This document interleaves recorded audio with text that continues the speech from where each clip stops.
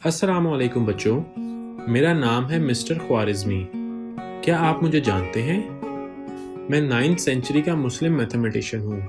मुझे father of algebra भी कहा जाता है और कुछ लोग मुझे ग्रैंडफादर ऑफ कंप्यूटर साइंस के नाम से भी जानते हैं। तो चलें फिर हम अपनी क्लास शुरू करते हैं। आज हम क्लास 6 की मैथमेटिक्स की यूनिट नंबर 2 होल नंबर्स यानी सही एदाद के बारे में पढ़ें और समझेंगे। स्टूडेंट्स, आज के इस लेक्चर में हम इन टॉपिक्स को समझेंगे जो आपकी स्क्रीन पर दिखाए गए हैं। Number 1, addition and subtraction of whole numbers यानी सही एदाद की जमा और तफरीक।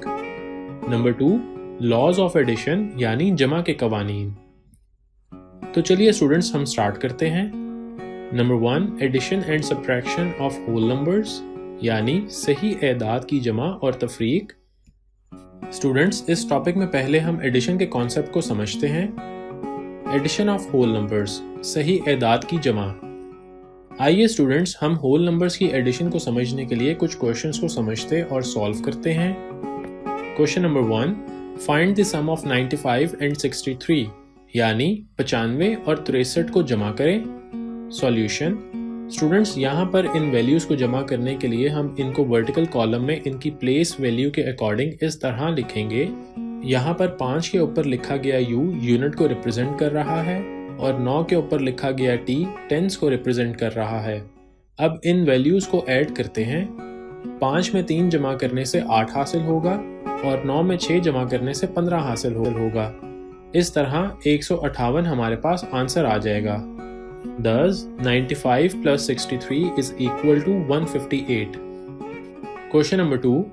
Find the sum of 634, 179 and 358 यानी 634, 169 और 358 को जमा करें। सॉल्यूशन। यहाँ पर भी हम इन वैल्यूज को वर्टिकल कॉलम में प्लेस वैल्यू के अकॉर्डिंग इस तरह लिखेंगे। यहाँ पर भी 4 के ऊपर लिखा गया u यूनिट को रिप्रेजेंट करता है और 3 के ऊपर लिखा गया t टेंस को और 6 के ऊपर लिखा गया h हंड्रेड्स को रिप्रेजेंट कर रहा है। आइए अब हम इन वैल्यूज को ऐड करते हैं। 4, 9 और 8 को जमा करने से 21 हासिल होगा।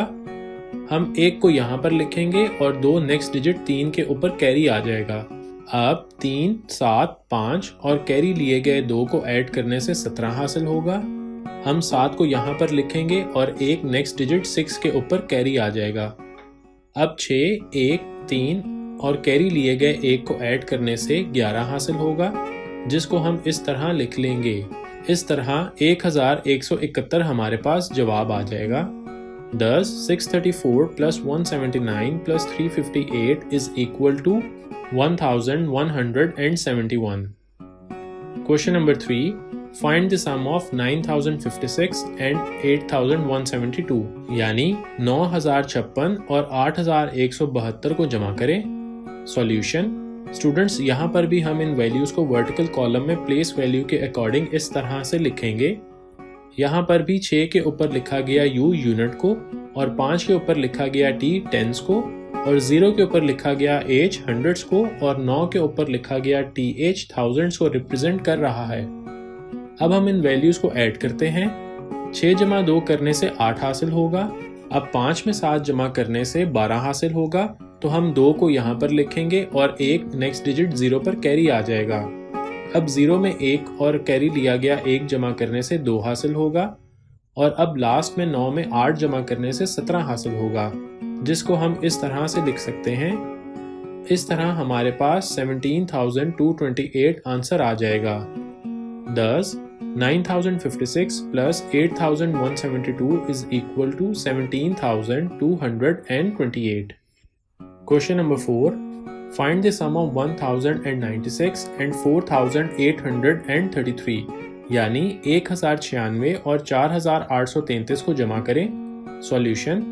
अब हम यहाँ पर भी नंबर्स को वर्टिकल कॉलम में प्लेस वैल्यू के अकॉर्डिंग इस तरह से लिखेंगे।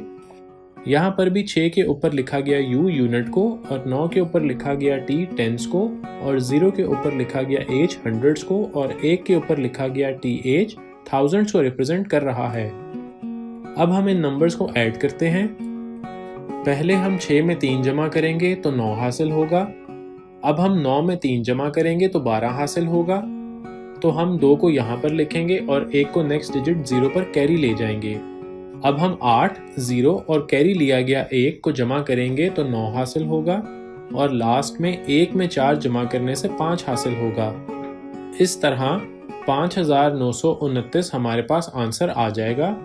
Thus 1096 plus 4833 is equal to 5929। Students, उम्मीद है कि आपको एडिशन का कॉन्सेप्ट समझ आ गया होगा।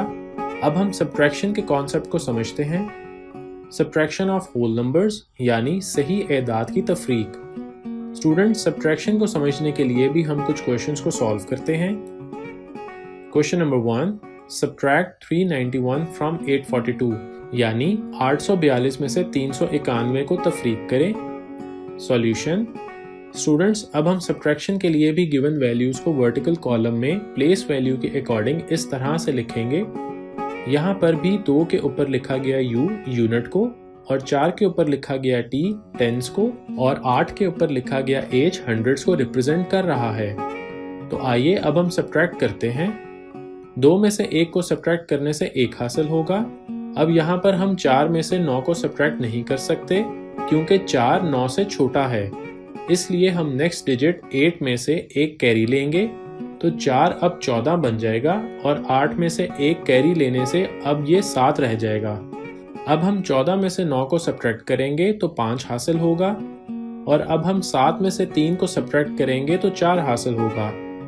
इस तरह 451 हमारे पास जवाब आ जाएगा। Thus 842 minus 391 is equal to 451।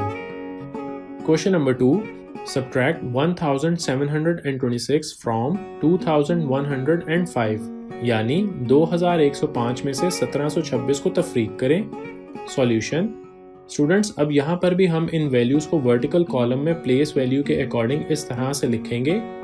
यहाँ पर भी 5 के ऊपर लिखा गया u यूनिट को और 0 के ऊपर लिखा गया t टेंस को और 1 के ऊपर लिखा गया h हंड्रेड्स को और 2 के ऊपर लिखा गया th थाउजेंड्स को रिप्रेजेंट कर रहा है। आइए अब हम इन वैल्यूज को सब्ट्रैक्ट करते हैं।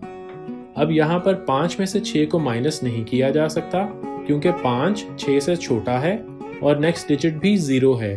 तो हम पहले 0 के लिए इससे नेक्स्ट डिजिट 1 को कैरी लेंगे तो 0 अब 10 बन जाएगा और 1 अब 0 रह जाएगा।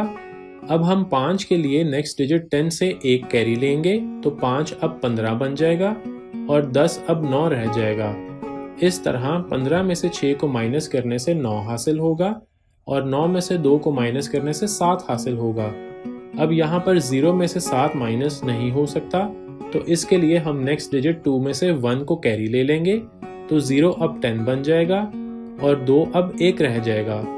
अब हम 10 में से 7 को माइनस करेंगे तो 3 हासिल होगा और 1 में से 1 को माइनस करने से 0 हासिल होगा जिसको कंसीडर नहीं किया जाता। इस तरह से हमारे पास 379 आंसर आ जाएगा। Thus 2105 minus 1726 is equal to 379।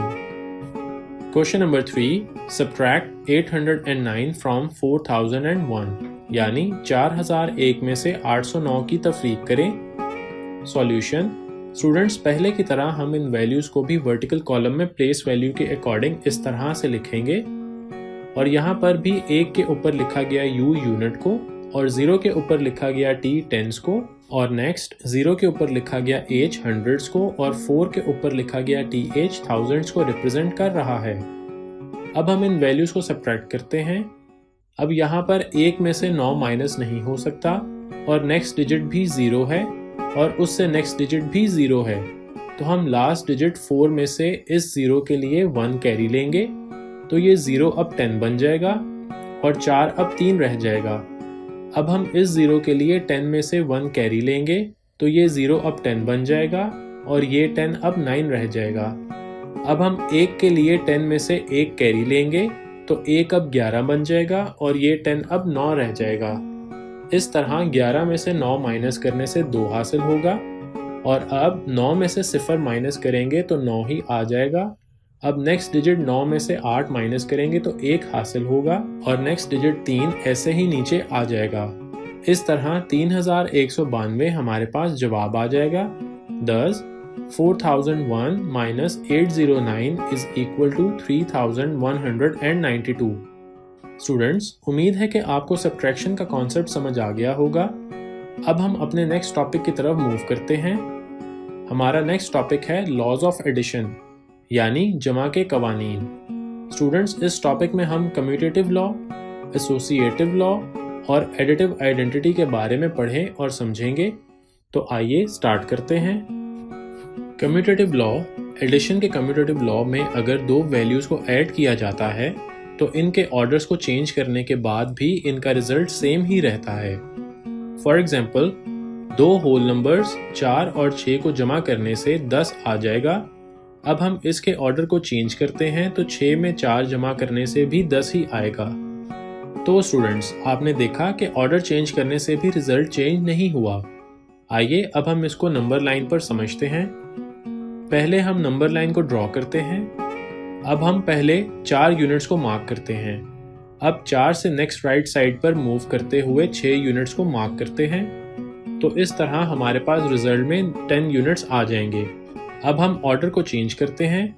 अब हम पहले 6 यूनिट्स को मार्क करते हैं और अब 6 से नेक्स्ट राइट साइड पर मूव करते हुए 4 यूनिट्स को मार्क करते हैं। तो इस तरह हमारे पास रिजल्ट में 10 यूनिट्स आ जाएंगे।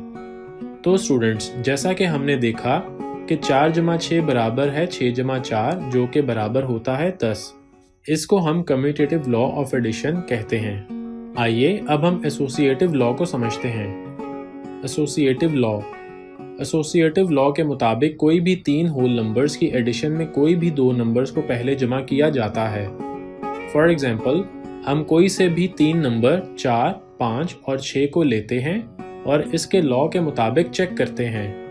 Bracket open 4 + 5 bracket close plus 6 is equal to 4 plus bracket open 5 + 6 bracket close. इस तरह 4 जमा 6 करने से 9 आ जाएगा और जमा का साइन और 6 को ऐसे ही लिखा जाएगा। अब यहाँ पर भी 4 और जमा के साइन को ऐसे ही लिखा जाएगा और 5 जमा 6 करने से 11 आ जाएगा। अब यहाँ पर 9 जमा 6 करने से 15 आ जाएगा और यहाँ पर 4 जमा 11 करने से 15 आ जाएगा। इससे साबित हुआ कि bracket open 4 + 5 bracket close plus 6 is equal to 4 plus bracket open 5 + 6 bracket close. इस लॉ को हम एसोसिएटिव लॉ ऑफ एडिशन कहते हैं।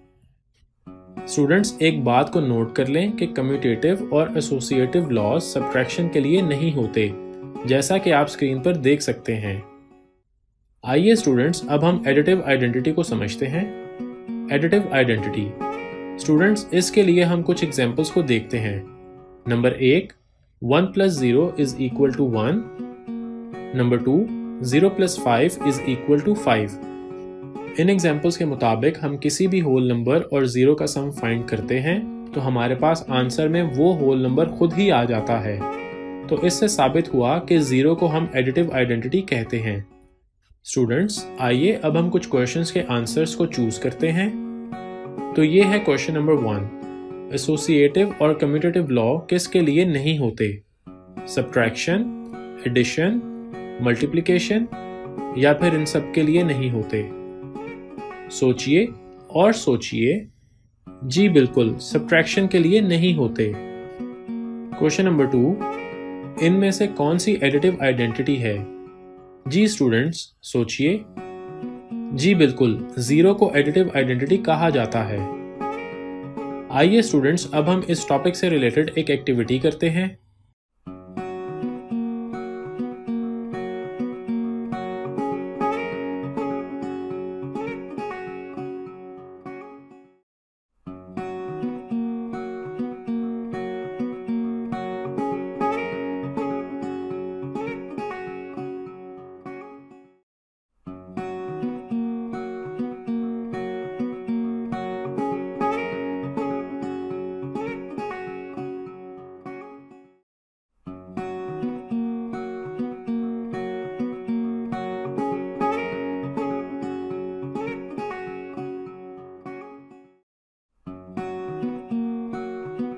तो स्टूडेंट्स, ये था हमारा आज का लेक्चर। उम्मीद है कि आपको बहुत पसंद आया होगा। अगले लेक्चर में आपसे मुलाकात होगी। तब तक के लिए अल्लाह हाफिज।